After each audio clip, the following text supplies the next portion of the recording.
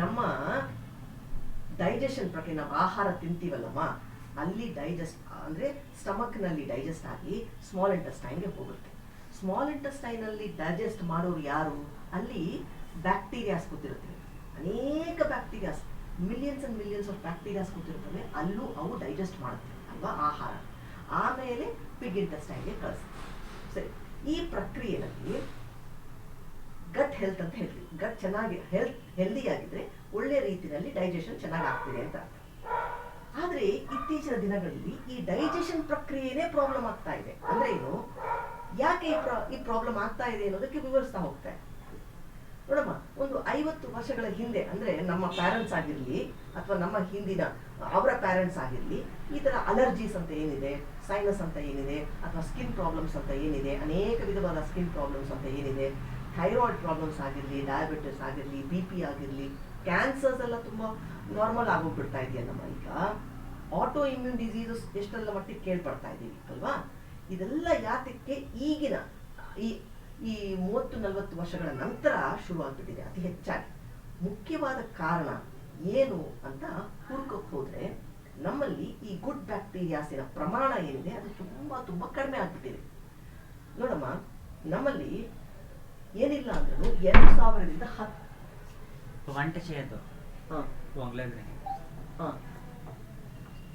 ಏನಿಲ್ಲ ಅಂದ್ರೂ 2000ರಿಂದ 10,000 ತನಕದ different species of bacteria ನಮ್ಮ ಗಟ್ಟಲ್ಲಿ ಇರುತ್ತೆ ಅಲ್ವಾ?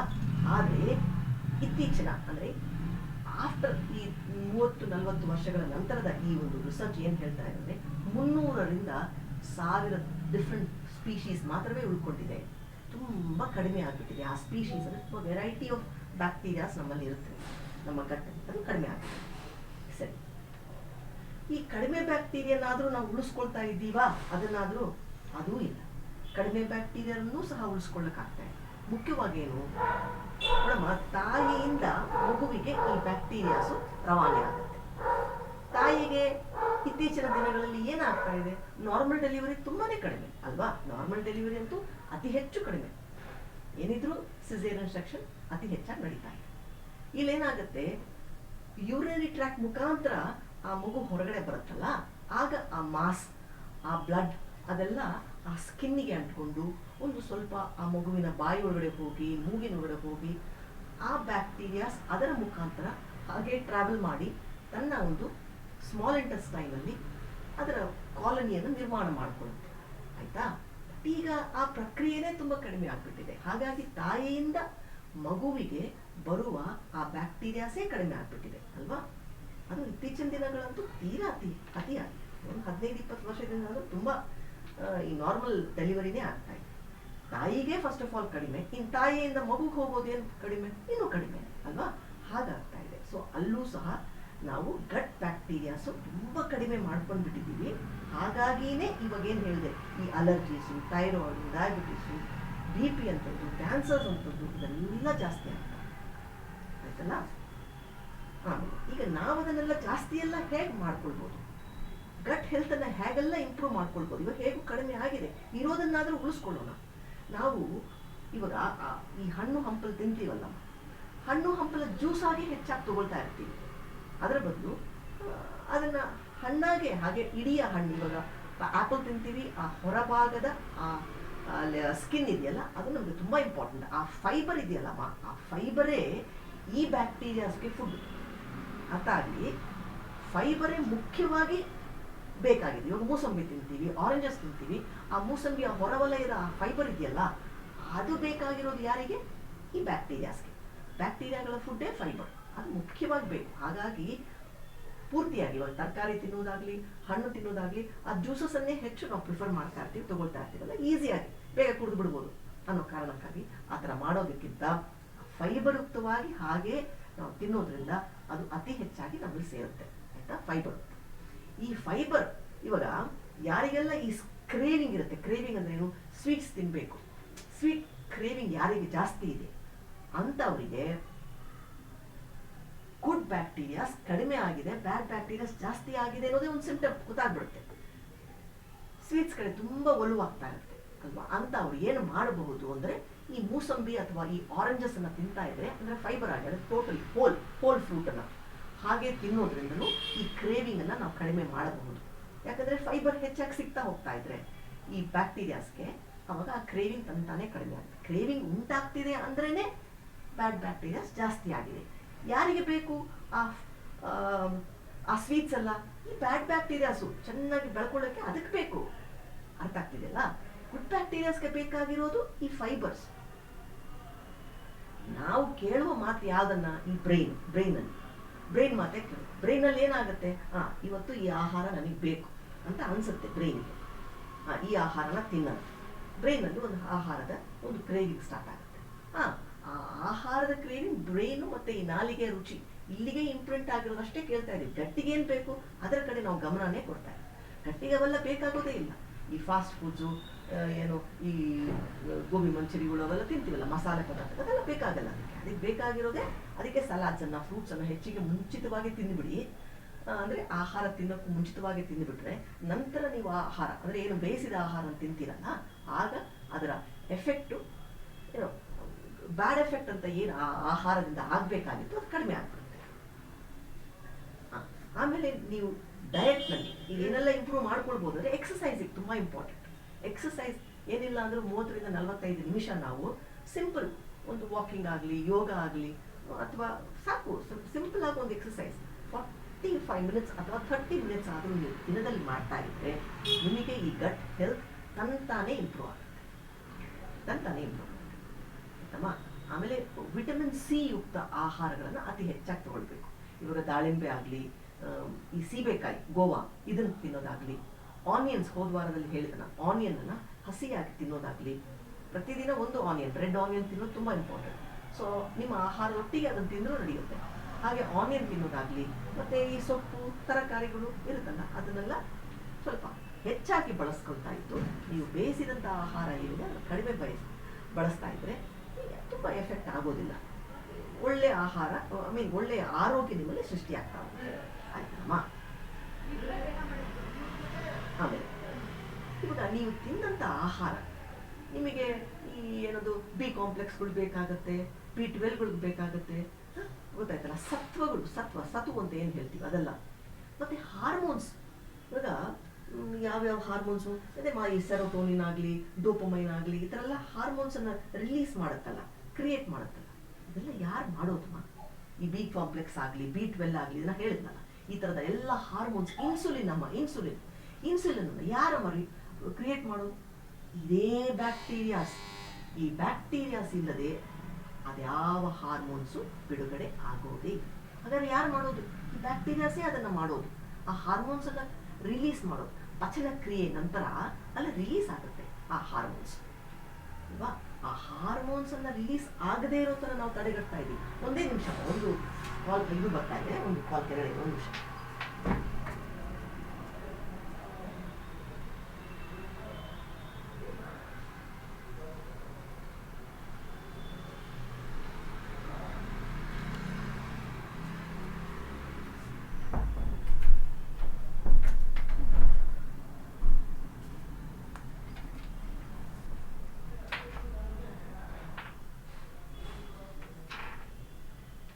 ಕೇಳಿಸ್ತಾ ಇದೆಯಾ ನಿಮ್ಗೀಗ? ಕೇಳಿಸ್ತಾ ಇದೆಯಮ್ಮ? ಯಾರಾದ್ರೂ ಹೇಳಿಮ್ಮ, ಸರಿಯಾಗಿ ಕೇಳಿಸ್ತಾ ಇದೆಯಾ ಅಂತ? ಕೇಳಿಸ್ತಾ ಇದೆಯಲ್ಲ? ಹಾಗೆ ಆ ಪಚನ ಕ್ರಿಯೆ ಆಗತ್ತಲ್ಲ, ಆ ಪಚನ ಕ್ರಿಯೆ ನಂತರ ಬಿಡುಗಡೆ ಆಗುವುದೇ ಬಿ ಕಾಂಪ್ಲೆಕ್ಸ್ಗಳು. ಅಷ್ಟು B1 ಇಂದ B12 ನಮ್ಗೆ ಏನೇನು ಬಿ ವಿಟಮಿನ್ಸ್ ಬೇಕು ಅದನ್ನ ತಯಾರಿ ಮಾಡೋರು ಯಾರು? ಇದೇ ಗಟ್ ಬ್ಯಾಕ್ಟೀರಿಯಾ. ಹಾಗಾದ್ರೆ ಅದಕ್ಕೆ ಬೇಕಾದಂತ ಆಹಾರ ನಾವು ಸರಿಯಾಗಿ ಕೊಟ್ಟಿಲ್ಲ ಅಂದ್ರೆ ತಯಾರಿನೇ ಆಗ್ತಾ ಇಲ್ಲ. ನಮ್ಗೆ ಯಾಕೆ ಡಿಫಿಷಿಯನ್ಸಿ ಸಿಗ್ತಾ ಇದೆ? ಬಿ ಕಾಂಪ್ಲೆಕ್ಸ್ ನ ಡಿಫಿಷಿಯನ್ಸೀಸ್ ಯಾಕೆ ಸಿಗ್ತಾ ಇದೆ? ಅದಕ್ಕೆ ಬೇಕಾದ ಆಹಾರ ನಾವು ಕೊಡ್ತೇವೆ. ನಮ್ಮ ನಾಲಿಗೆಗೆ ನಮ್ಮ ಬ್ರೈನ್ ಏನ್ ಕೇಳುತ್ತೋ, ನಮ್ಮ ತಲೆನಲ್ಲಿ ಯಾವ್ದೋ ಥಾಟ್ ಬರುತ್ತೆ, ಇದನ್ನ ತಿನ್ನೋಣ, ಇವತ್ತು ಒಳ್ಳೆಯ ಪಲಾವ್ ತಿನ್ನೋಣ ಹೊರಗಡೆಯಿಂದ ತಂದ್ಕೊಂಡು ಅಂತ ಅದಕ್ಕೆ ಕೇಳುತ್ತೆ, ಅದನ್ನ ಕೊಟ್ಟಿರ್ತೀವಿ. ಆದ್ರೆ ನಾವು ಅದಕ್ಕೆ ಕೊಟ್ಟಿಲ್ವಲ್ಲ, ಯಾರಿಗೆ ಗಟ್ಟಿಗೆ ಬೇಕಾದಂತ ಆಹಾರ ಕೊಟ್ಟೇ ಇಲ್ವಲ್ಲ. ಹಾಗಾಗಿ ನಮ್ಗೆ ಬಿ ಕಾಂಪ್ಲೆಕ್ಸ್ಗಳು ಕಡಿಮೆ ಆಗ್ತಾ ಇದೆ. B12 ತುಂಬಾ ಇಂಪಾರ್ಟೆಂಟ್. ಅದು ನಾವು ಪಚನ ಮಾಡೋದು, ಅದನ್ನ ಕೊಡೋದೇ ಈ ಬ್ಯಾಕ್ಟೀರಿಯಾಗಳು. ಅದು ಆಗಲ್ಲ. ಆಯ್ತಾ? ಇನ್ಸುಲಿನ್ ಕೊಡೋದಮ್ಮ, ಇನ್ಸುಲಿನ್ ತಯಾರಿ ಮಾಡೋದು ಇವೇ ಬ್ಯಾಕ್ಟೀರಿಯಾಸ್. ಕೊಡಕ್ಕಾಗ್ತಾ ಇಲ್ಲ. ಇನ್ಸುಲಿನ್ ಆಗಿಲ್ಲ ಅಂದ್ರೆ ಡಯಾಬಿಟಿಸ್ ಅಂತ ಪ್ರಾಬ್ಲಮ್ಸ್ ತುಂಬಾ ದೊಡ್ಡದಾಗ್ಬಿಡುತ್ತೆ. ಪಚನಕ್ರಿಯೆ ಮುಖ್ಯವಾಗಿ ಕಾರ್ಬೋಹೈಡ್ರೇಟ್ಸು ನಮ್ಮ ಪ್ರತಿ ಸೆಲ್ಗೂ ರೀಚ್ ಆಗಲಿಕ್ಕೆ ಈ ಇನ್ಸುಲಿನ್ ಏನು ಹಾರ್ಮೋನ್ ಅದು ಕ್ರಿಯೇಟ್ ಮಾಡುತ್ತೆ ಬೇಕೇ ಬೇಕಾಗುತ್ತೆ. ಆದರೆ ಆ ಹಾರ್ಮೋನೇ ರಿಲೀಸ್ ಆಗಿಲ್ಲ ಅಂದರೆ ಏನು ಮಾಡ್ತೀರಾ? ಎಷ್ಟೆಷ್ಟು ಪ್ರಾಬ್ಲಮ್ಸ್ ಆಗುತ್ತಲ್ಲ. ಇದೆಲ್ಲವೂ ಕಾರಣ ಆಗ್ತಾ ಇರೋದು ಗಟ್ ಹೆಲ್ತ್ ಸರಿಯಾಗಿಲ್ಲ, ನಾವು ಹಾಗೆ ಹಾಳು ಮಾಡ್ಕೊಳ್ತಾ ಇದ್ದೀವಿ. ಮಕ್ಕಳಲ್ಲೂ ಸಹ ಮೂಡ್ ಕೆಡ್ತಾ ಇದೆ, ಹಠಮಾರಿತನ, ಆಟಿಸಮ್ ಅಂತದೆಲ್ಲ ಆಗ್ತಾ ಇದೆ. ಯಾಕೆ? ಈ ನ್ಯೂರೋ ಟ್ರಾನ್ಸ್ಮಿಟರ್ ಅಂದ್ರೆ ಈ ಸೆರೋಟೋನಿನ್ ಅಂತ ಒಂದು ಹಾರ್ಮೋನ್ ಇದೆ, ಅದರ ಕೊರತೆ ಉಂಟಾಗ್ತಾ ಇದೆ. ಆಕ್ಸಿಟೋಸಿನ್, ಡೋಪಮೈನ್ ಇದೆಲ್ಲ ಬೇಕಾಗುತ್ತೆ.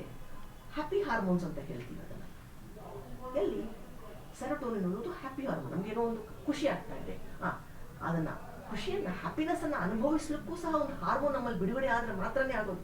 ಇಲ್ಲಾಂದ್ರೆ ಆಗ್ಲ ಅಯ್ಯೋ ಬೇಜಾರು, ಬೇಜಾರು, ಏನೋ ಸಂತೋಷ ಇಲ್ಲ, ನಮಗೇನೋ ರೀತಿನಲ್ಲಿ ಇರ್ತೀವಿ ನಾವು. ಈ ಹಾರ್ಮೋನ್ ರಿಲೀಸ್ ಆಗ್ಲಿಕ್ಕೆ ಸರಿಯಾದ ಆಹಾರವನ್ನ ಆ ಬ್ಯಾಕ್ಟೀರಿಯಾಸ್ಗೆ ಕೊಟ್ರೆ ಮಾತ್ರನೇ ಈ ಹಾರ್ಮೋನ್ಸ್ ರಿಲೀಸ್ ಆಗೋದು. ಇಲ್ಲ ಅಂದ್ರೆ ಡೋಪಮೈನ್ ರಿಲೀಸ್ ಆಗಿಲ್ಲ, ಆ ಬ್ಯಾಕ್ಟೀರಿಯಾ ಸರಿಯಾಗಿ ಕೆಲಸ ಮಾಡ್ತಾ ಇಲ್ಲ, ರಿಲೀಸ್ ಆಗ್ತದೆ. ನಮ್ಗೆ ನಿದ್ದೆನೇ ಸರಿಯಾಗಿ ಬರಲ್ಲ. ನಿದ್ದೆಗೆ ಆಮೇಲೆ ಸೆಡೇಷನ್ಸ್ ಕೊಡಬೇಕಾಗಿ ಬರುತ್ತೆ, ಬೇರೆ ಬೇರೆ ಟ್ಯಾಬ್ಲೆಟ್ಸ್ ಅನ್ನು ಕೊಟ್ಟು ನಿದ್ದೆಗೆ ಈ ತರದ ಗುಳಿಗೆಗಳನ್ನು ತಗೊಳ್ಳಿ ಅಂತ ಹೇಳ್ಕೊಡ್ತೀವಿ. ಯಾಕೆ ಸರಿಯಾಗಿ ನಿದ್ದೆ ಬರ್ತಾ ಇಲ್ಲ? ಸರಿಯಾದ ರೀತಿಯಲ್ಲಿ ಪಚನ ಆಗಿ ಅಲ್ಲಿ ಡೋಪಮೈನ್ ಅನ್ನೋ ಹಾರ್ಮೋನು ಆ ಬ್ಯಾಕ್ಟೀರಿಯಾಗಳು ರಿಲೀಸ್ ಮಾಡ್ತಾ ಇಲ್ಲ. ಅರ್ಥ ಆಗ್ತಿದ್ದಿಲ್ಲ? ಹಾಗಾಗಿ ಗಟ್ ಹೆಲ್ತ್ ಎಷ್ಟು ಇಂಪಾರ್ಟೆಂಟ್ ಅಂತ ಹೇಳ್ತಾ ಇದ್ದೀನಿ ನಿಮಗೆ.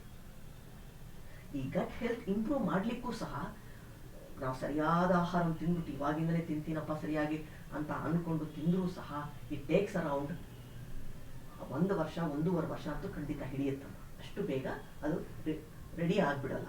1 ವರ್ಷ 1.5 ವರ್ಷ ತನಕ ನಮಗೆ ಆ ಪೇಷನ್ಸ್ ಬೇಕು, ನಾವು ರೆಡಿ ಆಗ್ಲಿಕ್ಕೆ ಬೇಕೇ ಬೇಕು. ಯಾಕಂದ್ರೆ ಆಗ ಮಾತ್ರನೇ ಅದು ಸಂಪೂರ್ಣವಾಗಿ ಸರಿ ಹೋಗ್ಲಿಕ್ಕೆ ಸಾಧ್ಯ. ಸೊ ಲಾಂಗ್ ಟರ್ಮ್ ನಲ್ಲಿ ನಮ್ಗೆ ಆ ಐಡಿಯಾಸ್ ಇಟ್ಕೋಬೇಕು, ಆ ಗೋಲ್ಸ್ ಇಟ್ಕೋಬೇಕು. ಈ ಗೋಲ್ ಎಲ್ಲ ಏನಾಗುತ್ತೆ ನೋಡಮ್ಮ, ಗೋಲ್ ಅಂದ ತಕ್ಷಣ ಮೈಂಡ್ ಅಲ್ಲಿ ಬ್ರೈನ್ ಅಲ್ಲಿ ಆ ಥಾಟ್ಸ್ ಬರುತ್ತೆ. ನನಗೆ ಈ ತರದ ಗೋಲ್, ನಾನು ಸರಿಯಾದ ರೀತಿಯಲ್ಲಿ ಮೆಡಿಟೇಷನ್, ಪ್ರತಿದಿನ ಮೆಡಿಟೇಷನ್ ಮಾಡಬೇಕು, ಪ್ರತಿದಿನ ಎಕ್ಸಸೈಸ್ ಮಾಡಬೇಕು, ನನ್ನ ಆರೋಗ್ಯವನ್ನು ಸರಿ ಮಾಡ್ಕೊಳ್ಬೇಕು. ಇದು ಗೋಲ್ಸ್ ಎಲ್ಲಿ ಕ್ರಿಯೇಟ್ ಆಯ್ತಮ್ಮ? ಈ ಥಾಟ್ ನಿಮ್ಮ ಮೈಂಡ್ ಕ್ರಿಯೇಟ್ ಆಯ್ತು ಅಲ್ವಾ? ಸರಿ, ಇಲ್ಲಿ ಕ್ರಿಯೇಟ್ ಆಗಿದ ತಕ್ಷಣ ಅಲ್ಲಿ ಅದು ಪ್ರೋಸೆಸ್ ಅಂತ ಆಯ್ತು. ಎಲ್ಲಿ ಮೈಂಡ್ ಅಲ್ಲಿ ಅದು ಪ್ರೋಸೆಸ್ ಆಯ್ತು. ಈಗ ಈ ಥಾಟ್ ಟ್ರಾವೆಲ್ ಆಗುತ್ತೆ ಎಲ್ಲಿಗೆ? ಯಾರು ತಗೊಂಡು ಹೋಗೋದ ಥಾಟ್ನ? ವೇಗಸ್ ನರ್ವ್ ಅಂತ ಇರುತ್ತೆ. ಆ ವೇಗಸ್ ನರ್ವ್ ನಮ್ಮ ಬ್ರೈನ್ ಇಂದ ಹಾರ್ಟ್ ಅಂದ್ರೆ ಎಲ್ಲ ಆರ್ಗನ್ಸ್ಗೂ ತಗೊಂಡು ಹೋಗುತ್ತೆ, ಕಿಡ್ನಿಗೂ ಲಿವರ್ಗೂ ತಗೊಂಡು ಹೋಗುತ್ತೆ. ಬಟ್ ಅಲ್ಲಿಂದ ಹಾರ್ಟಿಗೆ ಕರ್ಕೊಂಡು ಹೋಗುತ್ತೆ. ಯಾವ್ದನ್ನ? ಆ ಫೀಲಿಂಗ್ ನಿಮ್ಮಲ್ಲಿ ಬಂತಲ್ಲ, ಇವಾಗ ಒಂದು ಗೋಲು, ನಾನು ಧ್ಯಾನ ಮಾಡಬೇಕು, ಪ್ರತಿದಿನ ನಾನು ಎಕ್ಸಸೈಸ್ ಮಾಡಬೇಕು, ನಾನು ಒಳ್ಳೆ ಆಹಾರ ತಿನ್ಬೇಕು, ಅದು ಅಲ್ಲಿಗೆ ಇತ್ತ ಅಥವಾ ಇನ್ನಷ್ಟು ಒಳಗಡೆ ಹೋಯ್ತಾ? ಒಳಗಡೆ ಹೋಗಿದ ತಕ್ಷಣ ಹಾರ್ಟ್ ಹತ್ರ ಈ ವೇಗಸ್ ನಾವು ಕೇಳುತ್ತೆ, ನಿನ್ನ ಎಮೋಷನ್ಸ್ ಅನ್ನ ಇದಕ್ಕೆ ಜೋಡಣೆ ಮಾಡು, ಈ ಥಾಟ್ ಜೊತೆನಲ್ಲಿ ಎಮೋಷನ್ ಅನ್ನ ಜೋಡಣೆ ಮಾಡು ಅಂತ ಕೇಳುತ್ತೆ. ಯಾರು? Vegas nerve. ಯಾರಿಗೆ? ಹಾರ್ಟ್ಗೆ ಕೇಳುತ್ತೆ. ಈಗ ಈ ಹಾರ್ಟ್ ಅಲ್ಲಿ ಈಗಾಗಲೇ ತುಂಬಿ ಹೋಗ್ಬಿಟ್ಟಿದೆ. ಏನೋ ವೆಂಜಿಯನ್ಸ್ ತುಂಬಿದೆ, ಏನೋ ರಿವೆಂಜ್ ತುಂಬಿದೆ, ಏನೋ ಹಳೆಯ ಕಹಿ ನೆನಪುಗಳು ತುಂಬಿದೆ. ಹಾರ್ಟು ನಾವೇನೋ ಹೇಳ್ತೀವಲ್ಲ, ಹಾರ್ಟ್ ಇಸ್ ಹೆವಿ ಅಂತ ಹೇಳ್ತೀವಿ. ಹಾರ್ಟ್ ಹೆವಿ ಆಗೋಗ್ಬಿಟ್ಟಿದೆ ಈಗಾಗಲೇ.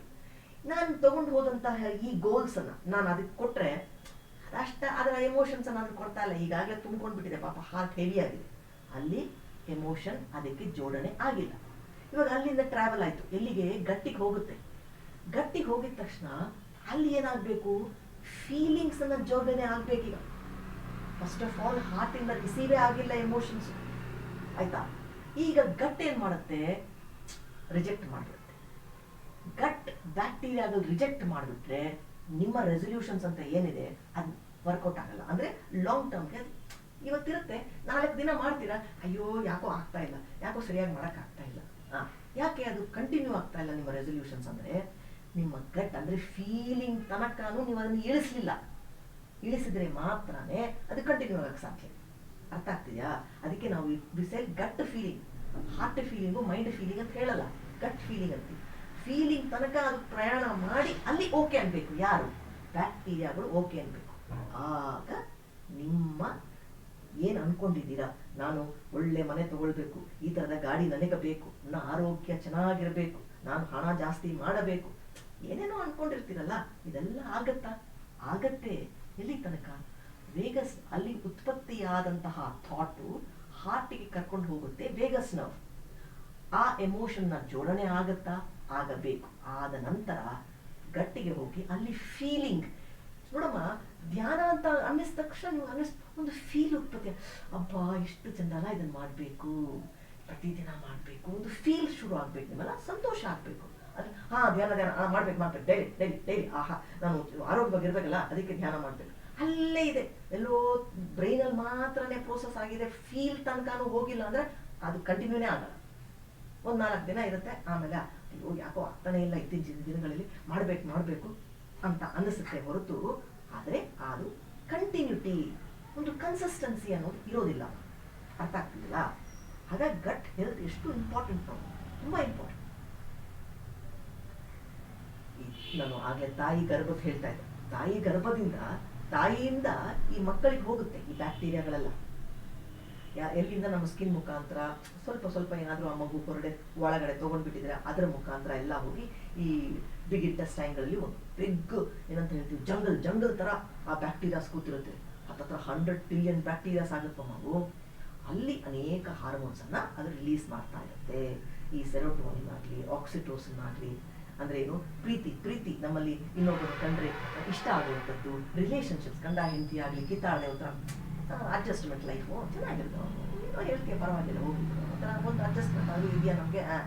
ನೀನು ಕಿತ್ತಾದ್ರೆ ನಾನು ಕಿತ್ತಾಡ್ತೀನಿ, ನಂಗೆ ಮಾತಾಡ್ತೀಯ ಅನ್ನೋದನ್ನು ಶುರು ಆಗ್ಬಿಡುತ್ತೆ. ಯಾಕೆ? ಆ ಪ್ರೀತಿಯ ಹಾರ್ಮೋನು ನಮ್ಮಲ್ಲಿ ಉತ್ಪತ್ತಿ ಆಗ್ತಾರೆ. ಅರ್ಥ ಆಗ್ತಿಲ್ಲ? ಈಗೆಲ್ಲ ಹಾಗೆ ರಿಲೇಶನ್ಶಿಪ್ಸ್ ಹಾಳಾಗ್ತಾ ಇರೋದು ಈ ಬ್ಯಾಕ್ಟೀರಿಯಾಸ್. ನಾವು ಅನ್ಕೊಳ್ತೀವಿ ನಾವು ಎಷ್ಟೆಲ್ಲ ಪ್ರಯತ್ನ ಪಡ್ತಾ ಇದೀವಿ, ಏನು ಪ್ರಯತ್ನ ಪಟ್ಟರು ಇಲ್ಲ. Gut health is very important. Gut health ಕಡೆ ನಾವು ಗಮನ ಕೊಟ್ಟಿಲ್ಲ ಅಂದ್ರೆ, ಈವನ್ ರಿಲೇಶನ್ಶಿಪ್ಸ್, ತಂದೆ ತಾಯಿಯೊಟ್ಟಿಗೆ ನಾವು ಚೆನ್ನಾಗಿರ್ಬೇಕು ಅಂದ್ರೆ, ಅಣ್ಣ ತಮ್ಮಂದಿರು, ಅಕ್ಕ ತಂಗಿರೊಟ್ಟಿಗೆ ಚೆನ್ನಾಗಿರ್ಬೇಕು, ಹೆಂಡತಿ ಮಕ್ಕಳೊಂದಿಗೆ ಚೆನ್ನಾಗಿರ್ಬೇಕು ಅಲ್ವಾ, ಗಂಡನೊಟ್ಟಿಗೆ ಚೆನ್ನಾಗಿರ್ಬೇಕು, ನಮ್ಮ ಸಂಬಂಧಗಳು ಚೆನ್ನಾಗಿರ್ಬೇಕು ಅಂದ್ರೂ ಸಹ ಈ ಬ್ಯಾಕ್ಟೀರಿಯಾಸ್ನ ಪಾತ್ರ ತುಂಬಾ ಇಂಪಾರ್ಟೆಂಟ್. ನಾವು ಅನ್ಕೊಳ್ತೀವಿ ನಮ್ದೇ ಬ್ರೈನ್ ಕೆಲಸ ಮಾಡ್ತಿದೆ. ಇಲ್ಲ, ಅಲ್ಲಿ millions and millions of brain ಯಾರ್ದು, ಬ್ಯಾಕ್ಟೀರಿಯಾಗಳ ಬ್ರೈನು ಇಂಡಿವಿಜುವಲಿ ಕೆಲಸ ಮಾಡ್ತಾ ಇದೆ. ನನ್ನ ಒಬ್ಬಳಿಗೆ ಬ್ರೈನ್ ಇದೆ ಅಲ್ಲ. ನಾವು ಅನ್ಕೊಂಡ್ಬಿಟ್ಟಿದ್ದೀವಿ ನಾನೇ ಶ್ರೇಷ್ಠ ಅಂತ. ಇಲ್ಲಿ ಯಾವ ಶ್ರೇಷ್ಠತೆ ಇಲ್ಲ. ಅಲ್ಲಿ ಕೋಟ್ಯಾಂತರ ಎಲ್ಲ ಯಾವ ಲೆಕ್ಕಕ್ಕೂ ಅಲ್ಲ, trillions and trillions of bacterias ಕೂತ್ಕೊಂಡಿದ್ದೇವೆ. ಅವುಗಳ ಬ್ರೈನ್ ಸಹ ನಮಗೆ ಹೆಲ್ಪ್ ಆಗ್ತಾ ಇದೆ. ಅವುಗಳ ಬ್ರೈನ್ ನಮಗೆ ಕೊಡುಗೆಯಾಗಿ ಬರ್ತಾ ಇದೆ. ಅದನ್ನ ಗಮನ ಕೊಡ್ಬೇಕು. ಅರ್ಥ ಆಗ್ತಿದೆಯಲ್ಲಮ್ಮ? ಈ ಇನ್ಸುಲಿನ್ ಹಾರ್ಮೋನು, ಒಂದು ನಿಮಿಷ ಸ್ವಲ್ಪ ನೀರು.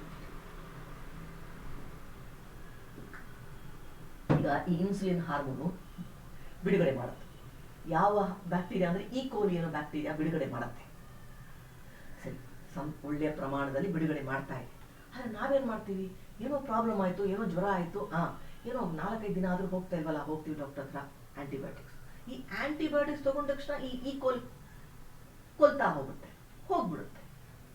ಈ ಕೋಲಿ ಬ್ಯಾಕ್ಟೀರಿಯಾಗಳು ಆಂಟಿಬಯೋಟಿಕ್ಸ್ಗೆ ವಿರುದ್ಧವಾಗಿ ಕೆಲಸ ಮಾಡಿ ಅವಾಗ ಪಾಪ ಜೀವ ಹೋಗ್ಬಿಡುತ್ತೆ. ಸೊ ಇನ್ಸುಲಿನ್ ಅನ್ನ ತಯಾರಿ ಮಾಡುವಂತ ಹಾರ್ಮೋನು ಅತಿ ಹೆಚ್ಚಾಗಿ ಈ ಕೋಲಿ ಬ್ಯಾಕ್ಟೀರಿಯಾ ಮಾಡ್ತಾ ಇದೆ. ನಾವು ಆಂಟಿಬಯೋಟಿಕ್ಸ್ ಕೊಟ್ಟು ಅದನ್ನ ಕೊಲ್ತಾ ಇದ್ದೀವಿ. ನಾಳೆ ದಿನ ಡಯಾಬಿಟಿಸ್ ಬರದೇ ಏನು, ಪ್ಯಾಂಕ್ರಿಯಾಟಿಕ್ ಕ್ಯಾನ್ಸರ್ಸ್ ಎಲ್ಲ ಬರದೇ ಏನು, ಲಿವರ್ ಎಲ್ಲ ಹಾಳಾಗದೆ ಇರೋದೇನು. ಈಗೆಲ್ಲ ಫ್ಯಾಟಿ ಲಿವರ್, ಯಾರು ಕೇಳಿದ್ರು ಫ್ಯಾಟಿ ಲಿವರ್ ಪ್ರಾಬ್ಲಮ್ಸ್ ಕಾಣಿಸ್ತಾ ಇದೆ ಅಲ್ವಾ. ಇದೆಲ್ಲ ಹಾಳಾಗದೆ ಇರೋದು ಇನ್ಸುಲಿನ್ ಪ್ರಮಾಣ, ಹಾರ್ಮೋನ್ ಕರೆಕ್ಟ್ ಆಗಿ ಇಲ್ಲ ಅಂದ್ರೆ ಏನು, ಈ ಕೋಲಿ ಬ್ಯಾಕ್ಟೀರಿಯಾ ನಮ್ಮಲ್ಲಿ ಅತಿ ಹೆಚ್ಚಾಗಿ ಇಲ್ಲ. ಅರ್ಥ ಮಾಡ್ಕೊಳ್ಳಿ. ಹಾಗಾಗಿ ಗಟ್ ಹೆಲ್ತ್ ತುಂಬಾ ಇಂಪಾರ್ಟೆಂಟ್, ತುಂಬಾ ಇಂಪಾರ್ಟೆಂಟ್. ಮತ್ತೆ ನಾನು ಈಗಷ್ಟೇ ಫೀಲಿಂಗ್ ಬಗ್ಗೆ ಹೇಳಿದೆ. ಫೀಲಿಂಗ್ ಅಂದ್ರೆ ಈ ಸಮುದ್ರ ಮಂಥನದಲ್ಲಿ ನಾವು ಲಕ್ಷ್ಮಿ ಉತ್ಪತ್ತಿ ಆಯ್ತು, ಉದ್ಭವ ಆದ್ಲು ಅಲ್ವಾ, ಏನೆಲ್ಲ ಒಳ್ಳೊಳ್ಳೇದು. ಈ ಐರಾವತ ಉದ್ಭವ ಆಯ್ತು, ಏನೆಲ್ಲ ನಿಮ್ಗೆ ಗೊತ್ತೇ ಇದೆ ಅಲ್ಲ. ಕಲ್ಪವೃಕ್ಷನೂ ಅಲ್ಲೇ ತಾನೆ, ಎಲ್ಲವೂ ಅಲ್ಲಿಂದನೇ ಉದ್ಭವ ಆಯ್ತು. ಹಾಗಾದ್ರೆ ಏನು, ಅಲ್ಲಿ ಪರಿಶುದ್ಧವಾಗಿದ್ರೆ ಯಾರು ಸ್ವಾದಿಷ್ಟನ, ಯಾರು ಗಟ್ಟು ಹೊಟ್ಟೆ ಶುದ್ಧವಾಗಿದ್ರೆ ಹಂಗಾರೆ ತಾನೇ ಉತ್ಪತ್ತಿ ಆಯ್ತು. ಹಣ ನನಗೆ ಬೇಕು, ನನಗೆ ಆರೋಗ್ಯ ಬೇಕು, ನನಗೆ ಈ ತರದ ಮನೆ ಬೇಕು, ಈ ತರದ ಗಾಡಿ ಬೇಕು, ನನ್ನ ಗೋಲ್ಸ್ ಎಲ್ಲ ನಿಜ ಆಗ್ಬೇಕು, ನನ್ನ ರೆಸಲ್ಯೂಷನ್ಸ್ ಏನು ಅನ್ಕೊಂಡಿರೋದೆಲ್ಲ ಆಗಬೇಕು ಅಂದ್ರೆ ಅದು ಕ್ಲೀನ್ ಆಗಿರ್ಬೇಕಲ್ವಮ್ಮ. ನಿನ್ನ ಸ್ವಾದಿಷ್ಟಾನ ಚಕ್ರ ಅಂದ್ರೆ ನಿನ್ನ ನಾಭಿ ಅಂದ್ರೆ ನಿನ್ನ ಹೊಟ್ಟೆ, ನಿನ್ನ ಡೈಜೆಷನ್ ಅಲ್ಲಿ ಸರಿಯಾಗಿದ್ರೆ ಅಲ್ಲಿ ಲಕ್ಷ್ಮಿ ತಂತಾನೆ ಉತ್ಪತ್ತಿ ಆಗ್ತಾಳ. Seema there connection, inter connections ಇರುತ್ತೆ. ನಾವು ಪೌರಾಣಿಕ ಕಥೆಗಳಲ್ಲಿ ಕಥೆಯಾಗಿ ಅದನ್ನು ಸೃಷ್ಟಿ ಮಾಡಿ ಬಿಟ್ಟಿಲ್ಲ, ಅನೇಕ ಅರ್ಥಗಳನ್ನು ಕೊಟ್ಟು ಸೃಷ್ಟಿ ಮಾಡಿದ್ದೀವಿ. ಮಲ್ಟಿ ಡೈಮೆನ್ಷನ್ ಸ್ಟೋರೀಸ್ ಇರ್ತಾವಲ್ಲ.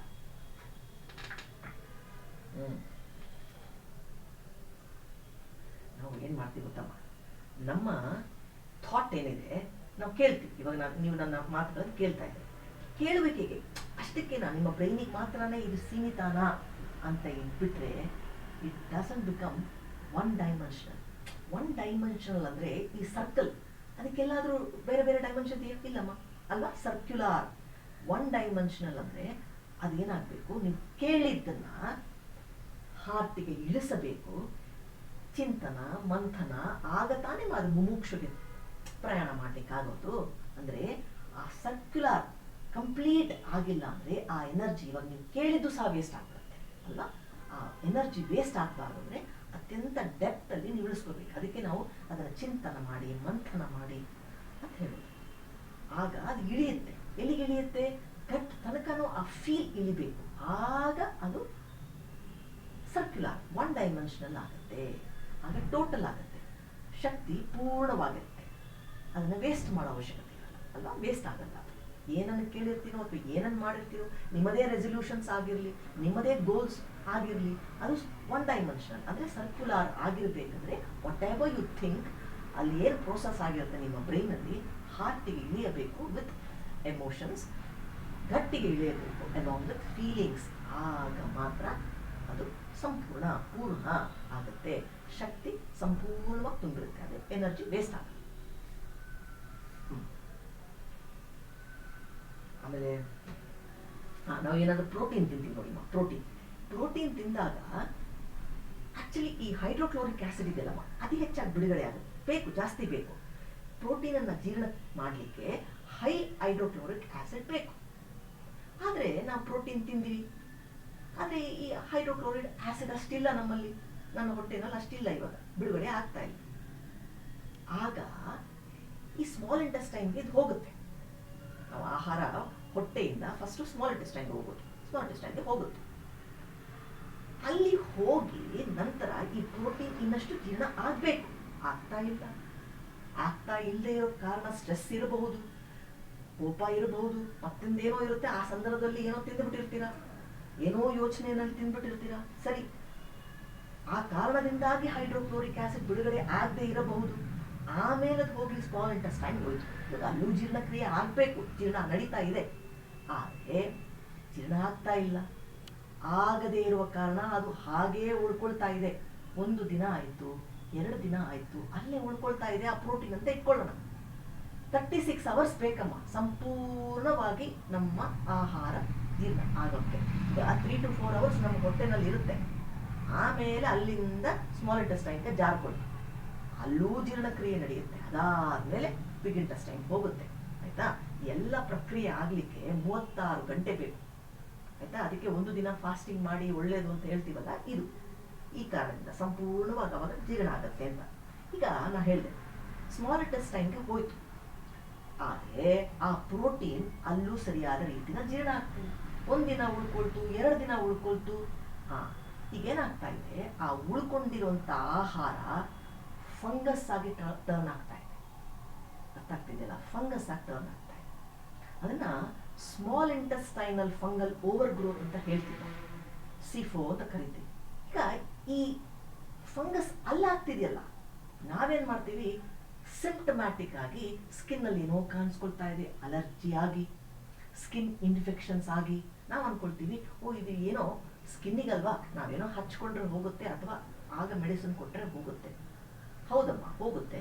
15 to 1 month ಒಳಗಡೆ ಆ ಇನ್ಫೆಕ್ಷನ್ಸ್ ಹೋಗಿಬಿಟ್ರೆ ನಿಮ್ಮ ಗಟ್ ಹೆಲ್ತ್ಗೆ ತೊಂದರೆ ಇಲ್ಲ ಅಂತ ಅರ್ಥ. ಅಂದರೆ ಪರವಾಗಿಲ್ಲ, ರಿಪೇರಿ ಮಾಡ್ಕೊಳ್ಳೋ ಕ್ಷಮತೆ ಅದಕ್ಕಿದೆ.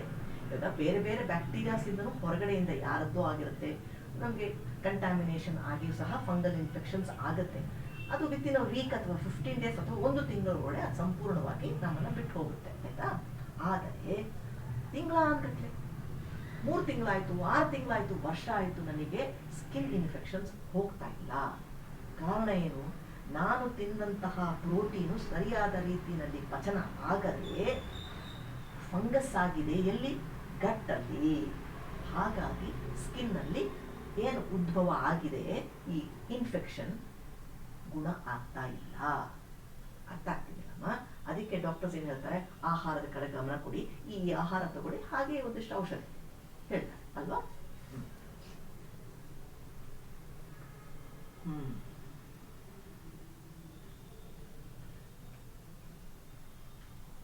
ಆಲೋಚನೆ ಮಾಡ್ತಾ ಇದ್ದೀನಿ ನೀವು ಏನ್ ಹೇಳೋದು ಅಂತ.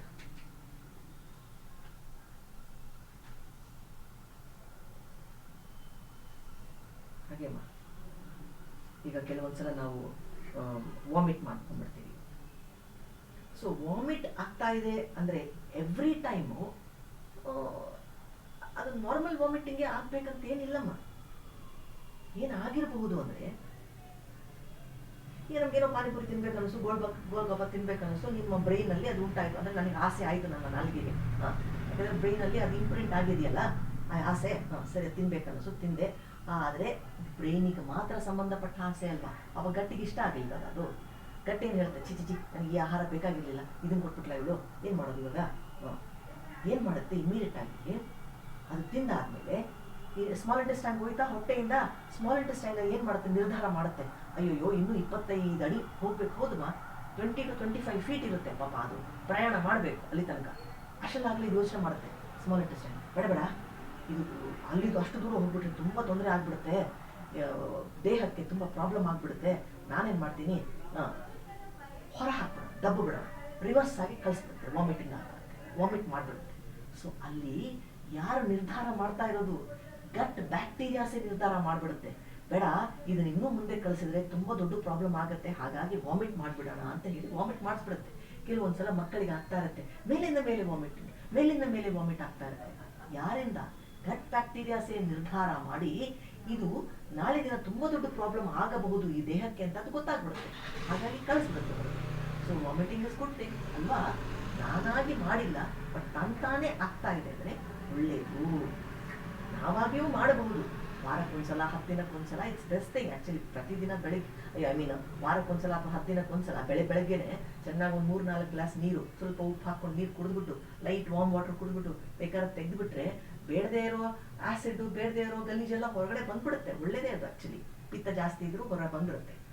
ನಾವಾಗಿ ಮಾಡೋದು ಬೇರೆ, ದೇಹ ತನ್ನಿಂತಾನೆ ಹೊರಗಡೆ ಕಳಿಸಿದ್ರೆ every time it need not be ಆ ವಾಮಿಟಿಂಗ್, ರಾಂಗ್ ವಾಮಿಟಿಂಗ್ ಆಗಿರ್ಬೇಕಂತೇನಿಲ್ಲ.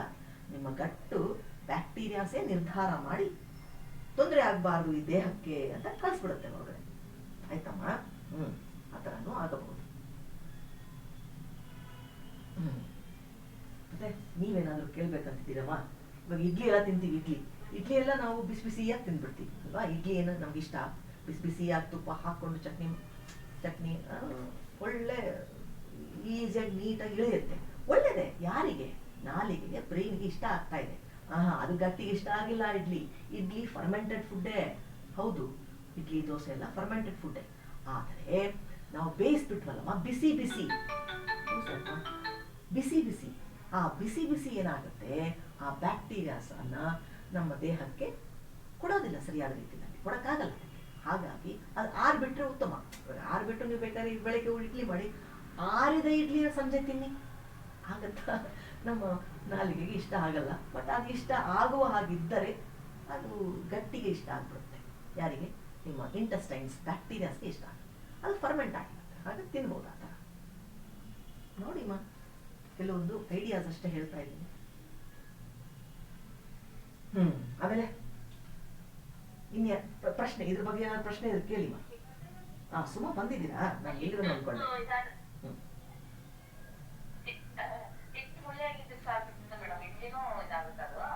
ಅದೇಮ್ಮ, ಇವಾಗ ನಾವು ಅನ್ನ ಮಾಡಲಿ, ಬೇಯಿಸ್ಬಿಟ್ವಿ, ಬೇಯಿಸ್ ಆದ್ಮೇಲೆ ನೀರು ಹಾಕಿಟ್ವಿ, ಮಾರನೇ ದಿನ ತಿಂದ್ವಿ, ಅದು ಫರ್ಮೆಂಟ್ ಆಗಿ.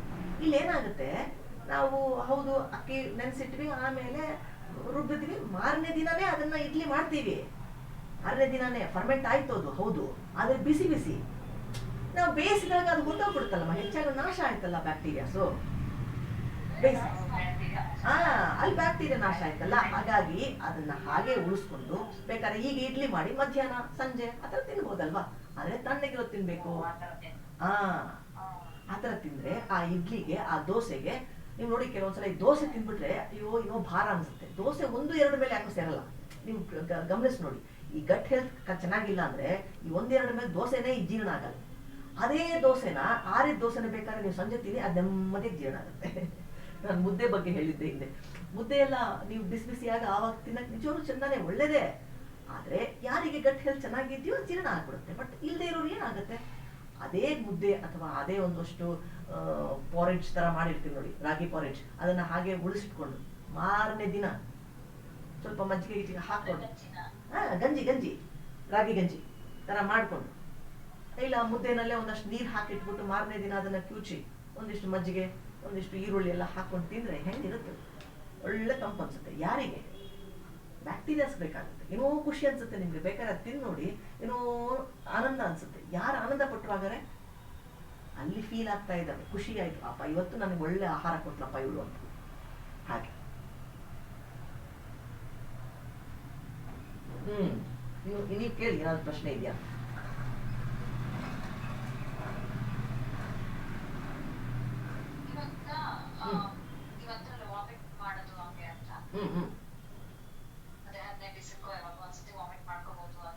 ಮಾಡ್ಕೊಳ್ಬಹುದು. ಏನಾದ್ರೂ ಸರಿಯಾಗಿ ಆಗಿಲ್ಲ ಅನ್ನೋದಾದ್ರೆ ನಮ್ಮ ಮಾವ ತಗೋತಾರೆ ಆಕ್ಚುಲಿ ಜೀರಿಗೆ ಮತ್ತೆ ಸೋಂಪು 3 ಸಮ ಪ್ರಮಾಣದಲ್ಲಿ ಮಿಕ್ಸಿ ಮಾಡಿ ಪುಡಿನ ರಾತ್ರಿ ನಿಮ್ದು ನೋಡಿ ಸ್ವಲ್ಪ ಕಟ್ಟಾಗಿ ಕೇಳಿಸ್ತಾ ಇದೆ, ಹಾಗೆ ಸ್ವಲ್ಪ ಸ್ಪಷ್ಟವಾಗಿ ಕೇಳಿಸ್ತಾ ಇಲ್ಲ. ಅರ್ಥ ಆಯ್ತು, ಬಟ್ ಅದ್ರ ಕಟ್ಟಾಗಿ ಕೇಳಿಸ್ತಾ ಇದೆ. ಗೊತ್ತಾಯ್ತು.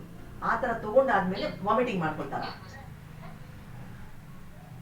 ನಮ್ಮ ಮಾವ ಹೇಗೆ ತಗೋತಾರೆ ಅಂತಂದ್ರೆ ಜೀರಿಗೆ 1 ಸ್ಪೂನು, ಓವಿನ ಕಾಳು 1 ಸ್ಪೂನು, ಅಂದ್ರೆ 1 ಸ್ಪೂನು ಒಟ್ಟಿನಲ್ಲಿ ಜೀರಿಗೆ ಸಮ ಪ್ರಮಾಣ, ಜೀರಿಗೆ ಓವಿನ ಕಾಳು ಮತ್ತೆ ಸೋಂಪು ಸಮ ಪ್ರಮಾಣದಲ್ಲಿ ಮಿಕ್ಸಿ ಮಾಡಿ ಸಿಡಿಸ್ಬಿಡ್ತಾರೆ. ಸರಿ. ಆ ಪೌಡರ್ನ ರಾತ್ರಿ ಊಟ ಆದ್ಮೇಲೆ ಅಂದ್ರೆ ಜೀರ್ಣ ಆಗುತ್ತೆ ಚೆನ್ನಾಗಿ ಅಂತ, ಜೀರ್ಣ ಆಗ್ಲಿಕ್ಕೆ ತಗೊಳ್ತಾರ ಅವರು. ಹೌದಮ್ಮ, ಅದಾಗತ್ತೆ, ತಗೊಳ್ಳಿ, ಅದು ಪ್ರತಿದಿನಾನೇ ತಗೊಳ್ಳಿ, ಜೀರ್ಣ ಆಗ್ಲಿ ಖಂಡಿತ ಹೆಲ್ಪ್ ಆಗತ್ತೆ.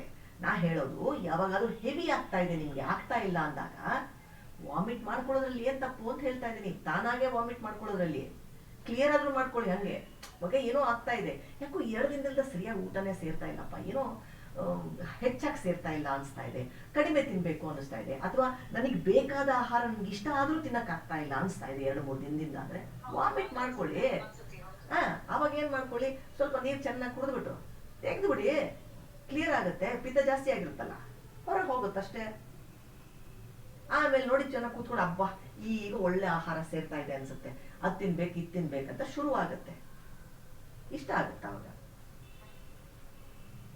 ಇದನ್ನೆಲ್ಲ ಇವಾಗ ನಿಮ್ಮ ಮಾವನವ್ರು ಏನ್ ಮಾಡ್ತಾ ಇದ್ರೆ ಅದು ಕರೆಕ್ಟೇ ಮಾಡ್ಕೊಳ್ಳಿ, ಒಳ್ಳೇದು, ಒಳ್ಳೆ ಜೀರ್ಣಕ್ಕೆ ಹೆಲ್ಪ್ ಆಗತ್ತೆ, ಅದೆಲ್ಲ ಆಗ್ಲಿ.